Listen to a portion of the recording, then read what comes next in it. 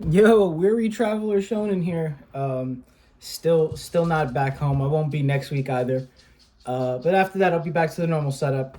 Just want to quickly give my thoughts on the two chapters that we got this week. I guess we'll just start off with My Hero because there's a little bit more to talk about. Well, all right, cool. No intros. Just let's start off with My Hero. Just because I finished reading it. I wanted to wait for officials to come out this week because I don't know. I felt like I had some not issue, but just like some translation things with the scan that I was just like, some of these things seem confusing, and they were kind of cleared up with the officials this week. So let's talk about what we saw in My Hero this week with AFO. Just him talking about having to get back to Shigaraki, I think, kind of tells me that he's gonna be able to find a way out of the situation. I know I was saying last week that he might be able to just connect with him telepathically to use his power, but maybe he might be able to escape because if he's weak now, as we see, Jiro, plays a huge part in cracking his mask in the end there. I don't think that he's gonna be like done, right? I feel like to make this the most climactic thing possible, you gotta have Shigaraki and AFO together, versus I don't know Midoriya and maybe Bakugo, right? That would kind of be cool. But I mean, especially with oh man, okay, now it's making more sense to me. This is why I should have wrote this down. Because he AFO uses the term extras, which is something that we got from Bakugo before. So like as a testament to how far Bakugo's come, it would be cool to see him take down AFO, and then Midoriya take down Shigaraki, and then I don't know. This is my fan fiction or my what's it called? My headcanon brain speaking here. I could just imagine them at the end if Shigaraki's like doubting himself, or like if there's like an opening for Deku to take advantage of for that fight. Then then after the fight is over, Bakugo could just be like, I took down the better guy. Like my guy was more important. So I'm clearly the better hero. So I don't know. I just feel like AFO is just gonna be able to get away. Like you're gonna definitely see him cracked in like, there's gonna be some progress in this fight, right? He's gonna be in a weakened state, but I feel like he's gonna be able to connect with Shigaraki, and then it has to. I feel like it just has to look the most dire for the villains. I mean, for the heroes, because I don't know. Ever since the villains have been split up, things have kind of just been going so well. And I know it's only been like one fight, right? Like we got the split, we didn't even really get rid of Toga, but we definitely just got a single fight since the split, since this war has really happened, and that was with Dabi. But so far, it's going pretty well for the heroes. So I think at least the last fight should be so dire, or like not dire, but just at least the biggest hurdle to go overcome, and it would only make sense to me. As for Jiro's, what's it called? Work, what's it called? Not addition. What Shiro has added, I guess, what Shiro has added to this fight, Jiro, I liked it a lot. I don't mind her coming through. I don't mind anyone from Class 1A coming through. Because man, why build up these characters if they're not going to be important later on, right? They don't have to have shining character arcs, because there's so many of them, right? They don't have to have shining character arcs. They don't have to get like bigger fights. Like if we separated, and if we created like a 10 or 12 villains, right, for each of them to go against, and then you can show how, like, no, that's it's gonna take so long. Like, it's not necessary. Just have them participate in the final battle. It makes more sense that way. Have them do a little bit of something, right? Clearly there's some other heroes that are like dealing with like the Tartarus escapees right now. Like that's cool. You give them something important to do, and you don't have to take away from the final battle. You don't have to make it so that they land the finishing blow and steal like the win there. It works perfectly fine, I think. Um, Jiro's pretty cool. We get the whole extras monologue, and then she's like, "Oh, you just hurt my friends." And then he's already talking about how weak she is, but her weakness literally resonates with the other quirks inside AFO, which I think I found pretty cool. Like she might not have been able to do physical damage to him, but she was able to play a part so that Hawks could do some physical damage, which is like that's great. He's the number two. He's there. He doesn't really feel like a leader this chapter, right? He feels like he's like a supportive coach role here, but he's able to get in there with the last shot that kind of like seals the deal on AFO's helmet. Now, this could all mean nothing, right? AFO could just be like, damn, my helmet's cracked, and then use a quirk to like restore it. Very possible, right? You never know what this guy has up his sleeve or in his mask, I guess. And I think that this is a good chapter. I just really want to get to the final battle. I think I'm just over, not over it. I think I've just been too many chapters without Deku is all. I just want to see what he's going to be doing.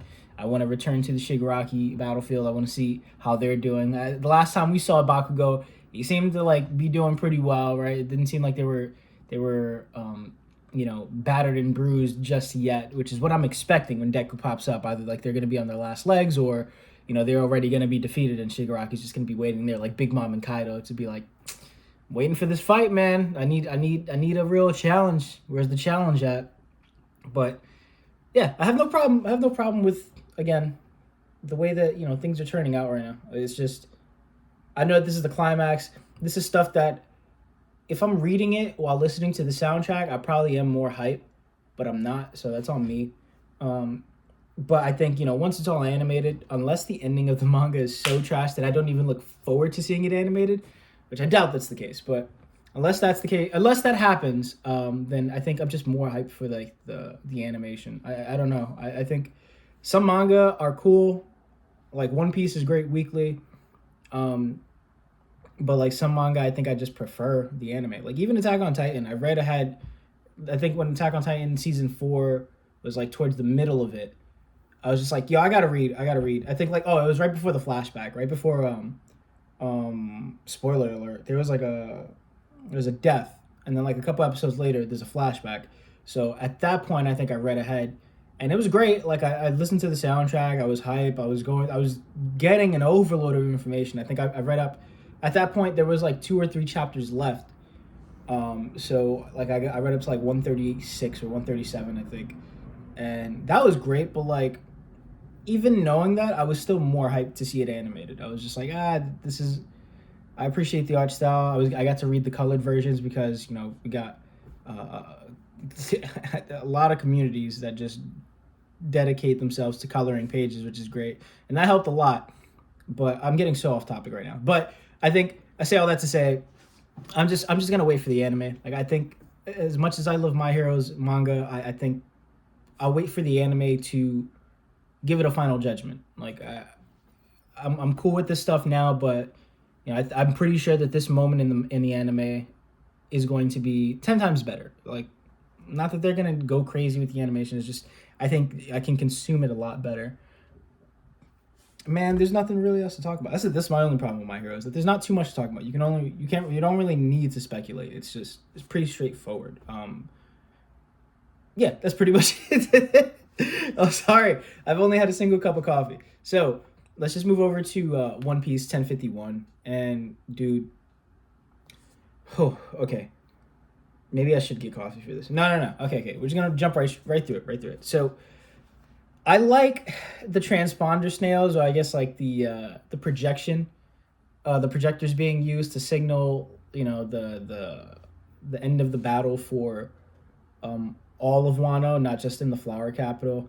I think that was a really clever way for Oda to avoid Luffy beating the big bad, which is like a part of the big, like, hold on. All right. Okay. Before I get into this, more just theory on the raid failing. I think it's over now. I watched a video on him saying basically like, I have to admit this is it. But I'll wait till like the scene is over, which makes a lot of sense. But I think at that point we'll be able to say that the raid failed, right? The raid is already a success, but maybe this is a situation where the heroes are so badly wounded that now if the Marines or another enemy comes in, they won't be able to defend against it. So they can still suffer a loss there, but that wouldn't be the raid failing. But I'd still be okay with seeing the raid fail. The reason I bring that up is because one of the main points, like even if you watch that video now, it's still all of it holds up. I think the only part that doesn't hold up is the whole idea that the raid is going to be a month long because Hawkins predicted a month long, right? Because we got in the anime, like it was really vague in the manga, but it was easy to speculate that was Luffy he was referring to. But clearly in the anime it makes it so that he was talking about Drake. So that's the only part of the thing. Everything else kind of pretty much holds up. I think even the follow-up video holds up too. So still kind of hoping for that, just because that'd be crazy. Or like at least hoping for Oda to when Luffy gets up or something, to like make a mention of it, like, oh, so the raid didn't fail. Like, that'd be really cool. I'd accept that too. But I only say that to say like the main part of it, or like one of the biggest parts that I think made me think like this is really, if this doesn't happen, then this is definitely we're looking at a failure here, was that Luffy didn't beat the big bad in front of everyone. But to get back on topic, the way that Oda kind of circumvented that's the right way to use that word, right? The way Oda kind of worked around that was by having Momonosuke deliver the information and have it be broadcasted, which is a really cool thing that, was introduced in Marineford, right? Like the Marineford War was broadcasted to the entire world.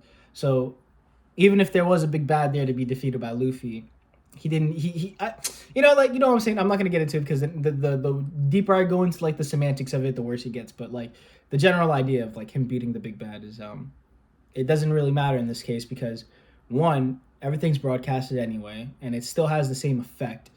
And two, it's given to you by Momonosuke. So Luffy doesn't have to prove himself to the people of Wano.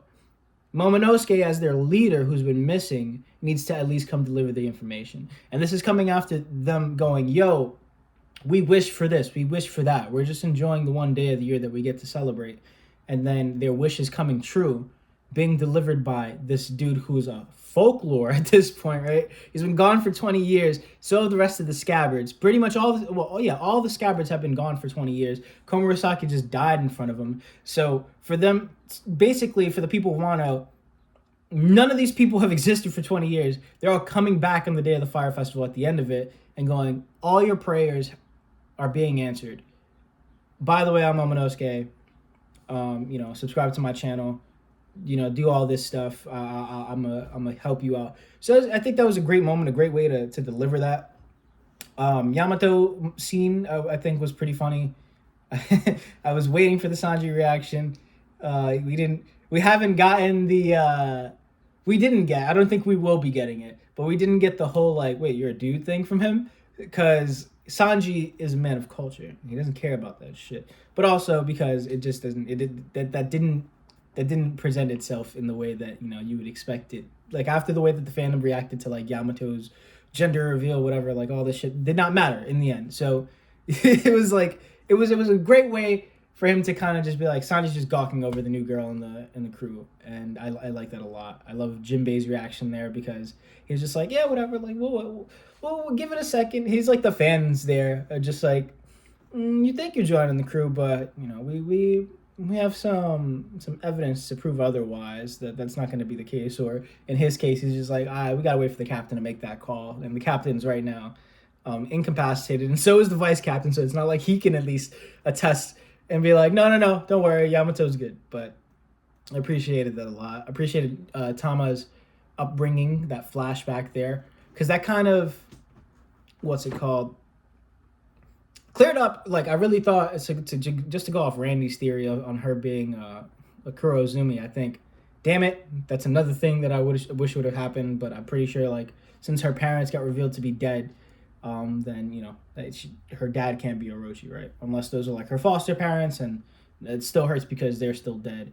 It was just still good to see her flashback as, the prayers are being answered, right? Like, it was a good way to, like, tie her and Momonosuke together. Because technically, like, she's like the perfect representative for everything that's going on in Wano. Like, she's experiencing the famine, she's experiencing the loss, she's experiencing the hope, right, from Ace a few years ago. Someone came and was like, I'm gonna come back and I'm gonna fix all this stuff for you, and he didn't. He died, but Luffy's gonna be the guy who does that. He doesn't, again, Luffy does not need to be the hero here. He is the hero. We all know he's the hero. But to the people of Wano, it doesn't, like, they have no idea who he is, right? The samurai know. The Udon escapees know. Everyone on Onigashima knows. And so do the scabbards and Momonosuke. But the people of Wano don't need to know that. Now, if he gets back up and goes gear 4 against like some random marine or an admiral that comes and saves the day in there, then they get to see him the same way that Hyogoro saw him, as like the god of fire himself, or like the deity, the deity protector. I forget the exact wording there, but then they get to see him as that, and then that works, right? But I don't know. I think this kind of works really well. The way that Momonosuke presents it, even in the official, that's what I was waiting for the official for. That, and because a kid going, our alliance, and then it's switching to what alliance? I didn't even know there was an alliance. Like, we never agreed to working towards a common goal here.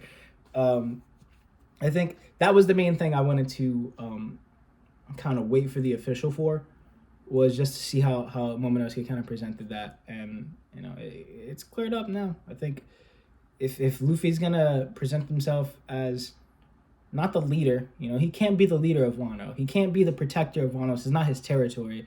It's not his place. He's only the guy who's gonna return. Joy Boy, the legend, is supposed to return in Wano when it opens up, not to open it up, right? He's the reason, technically to us, why it's opening up, because he's able to defeat Kaido and free them. But the leader there is still Momonosuke, and he has to be that. It makes sense there. Hindsight's 2020, I know, but I think there's a great chapter.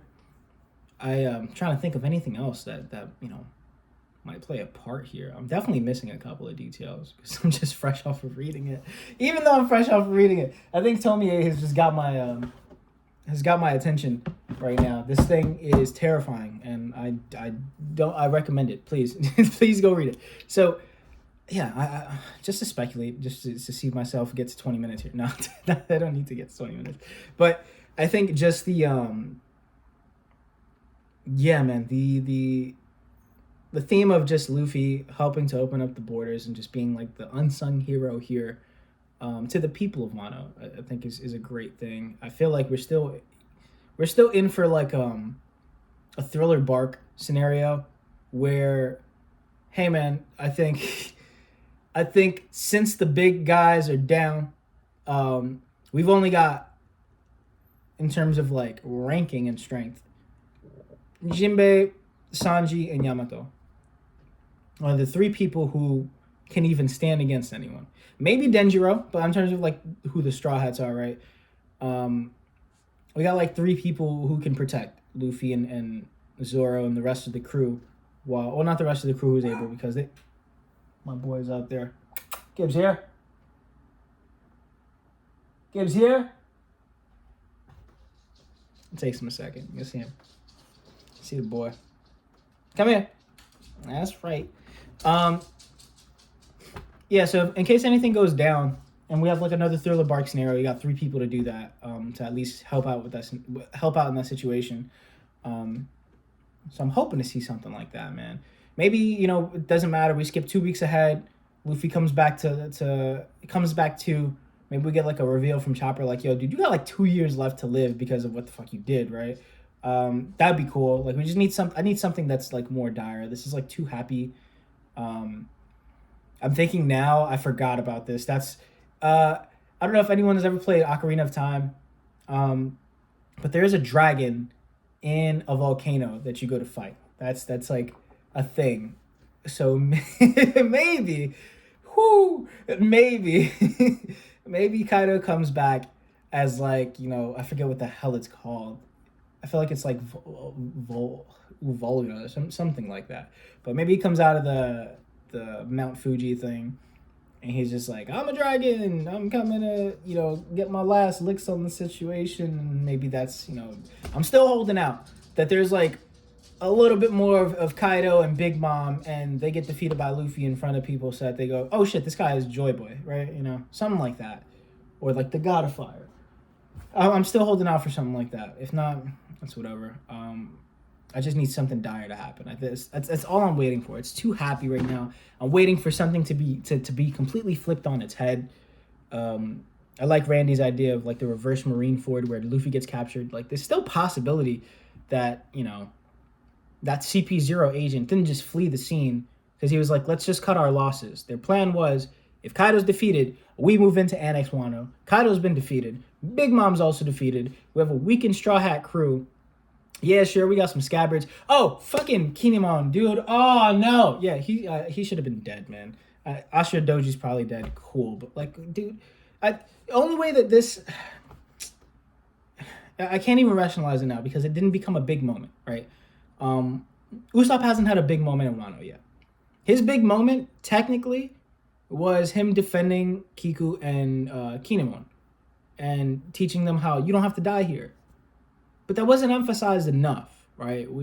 That moment was kind of like overshadowed by Izo's arrival, and it wasn't even that, like, it wasn't a climax part of the chapter. It just kind of happened, right? So I think the only way to justify Kinemon and Kiku being alive is to emphasize more on how integral Usopp was. Again, we know how important he was to making sure they stood alive, but all we got was him basically telling them to shut up and stop talking about death because they don't have to die here. And then protecting them, which is cool, but you know, like, I feel like if Kinemon's gonna be like, after all of this, if he's gonna be alive, I didn't feel enough of it, and hopefully the anime does a good job at correcting it, or like, you know, emphasizing more on it, because it's probably gonna be like a cliffhanger, and at the end of the episode where Usopp's like, I'm gonna save you, yada yada yada, and that's cool and all, but like, I just have a problem with Kinemon being alive after everything that we saw, man. Whatever. The only reason I'm not like completely moaning about it right now is because I saw a Twitter post that was, I wish I could remember this person's username, but there's a Twitter post where someone kind of showed the parallels between Sanji and Kinemon, and that was really cool. But then why wasn't Sanji the one to, like, you know what I'm saying, bro? It's just slight gripes that I have with things like this, but whatever. Scabbards are okay. All of them are, except for Ashura, probably is gonna die, but like, no one cared about Ashura anyway. There wasn't enough emphasis on Ashura for us to care about his death, so it doesn't really matter. It's like, that's the cheapest part that Oda's gonna get away with, and I don't like that, but you know, as long as the scenario flips, as long as it's like, we can't party yet because someone has to either die still, or because there's still someone else coming that we need to take care of, then I'll shut up. But as for right now, as a weekly reader, I'm kind of just like holding out on being excited over this win because I feel like I don't trust it. And, you know, I another post I saw on, I just got to get off of Twitter. Something else I saw on Twitter was basically comparing Marineford to Wano, which is respectable, right? That's not an unfair comparison. But the only bias I know I have is I haven't been weekly for very long. I got weekly in Wano. I literally caught up for the big news chapter, maybe a chapter before. It's either the chapter before big news or for Ultimate. But I know, like, within that 956 or whatever the hell that was, or 856, that area, 856. It's like, yeah, that area, I had caught up then to the manga. And I feel like as someone who's just weekly in Wano, I have such a bias that I'm gonna have to wait to the reread to like read it through and see like how it works fully. And I should be doing that now. But I should be already doing that now. But I feel like that's a bias that I have, because with Marineford, it's just like chapter after chapter. You get to just go right through it. And so it's just, you get to experience the climax. You don't have to speculate on what's going to happen next. You see it unfold in front of you. So it's a fair comparison. Oda apparently even talked about, hey, he's going to make Marineford look cute. As a weekly reader, I don't see that. I think, you know, Wano's crazy, but it doesn't stand over Marineford, I believe. And not even because there's a loss in Marineford, right? There's like all this climax for there to be a loss. So Luffy should have lost here to make it. No, it's nothing to do with that. It's just like how hard it's hitting for me. It's not nearly as hard as Marineford. Like, hype for sure. There's a lot of things coming that, you know, I'm just like, wow, I've been waiting so long for these things. But like, it's not over yet. So, and it's like, it's a weekly experience. So I'll wait for the reread there to kind of just, all right, I'm done. I'm rambling now. So, still great chapters. Enjoyed them. I will be reviewing One Piece and Jujutsu Kaisen. Goddamn, my nose gets red off of just touching it. Next week from another different location. And then I think I'll be back here one more time, but I'll actually have my gear next time I pop back up here. So Next time you see me, still the same backdrop, still me and the boy, click clacking around. But you'll get this the regular shonen setup at least. I am very apologetic about that, especially like I'm at 90 something followers now, or 97 subscribers now. I don't want to hit 100 subscribers and then be like, so here's a bullshit video. I feel really bad about that. So apologies, but just bear with me, man. Just bear with me.